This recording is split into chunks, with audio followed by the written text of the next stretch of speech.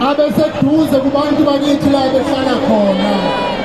Siqinisekise ukuthi izibhedlela ziba nokulekelelwa ngodokotela abanele, nabahlengikazi abanele, nezinsiza ezanele, ukuze ngabe bikho umuntu uma efika esibhedlela angakutholi ukunakekelwa okufaneleyo.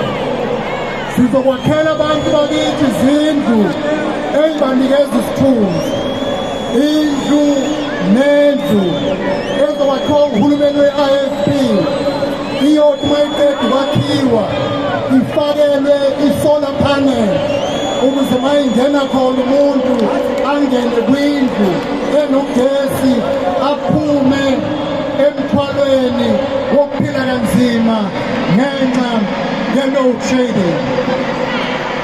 Sizoqikelela ukuthi imigwaqo yakithi iba sezingeni elifaneleyo. Ama-potholes ayoba yinto yokuqala emgwaqeni kahulumeni wesifundazwe nemigwaqo kahulumeni kazwelonke.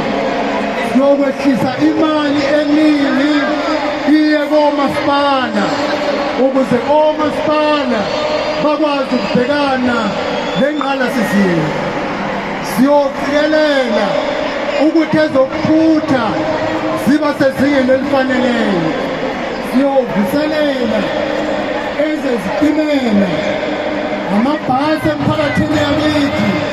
Siphinde futhi sibe nengxoxo ekhethekile nemboni yosomatekisi ukuze sikwazi ukubalalela bese siqhamuka namasu kukho konke okuzidingo semboni yosomatekisi, ngoba ukuphela kwemboni eyasungulwa nephethwe ngabantu abansundu. Siyokhanda-ke iy'nhlelo zokubalalela kuqala andiwa siqhamuke nokuthi siyongenelela kanjani uma sekuza kwezokuthutha, ikakhulukazi imboni yosomatekisi. Sizoqinisekisa ukuthi umhlaba, abantu bakithi abampofu nabaswele kakhulu bathola ubunikazi bomhlaba.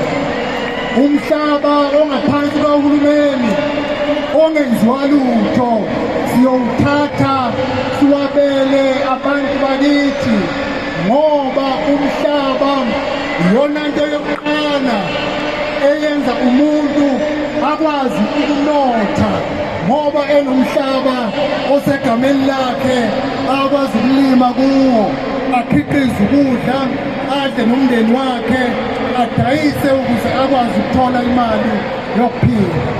Bonke abantu abasemkhakheni wezokulima siyoqhamuka nohlelo lokubaxhasa ukuqinisekisa ukuthi ezokulima ziba umgogodla womnotho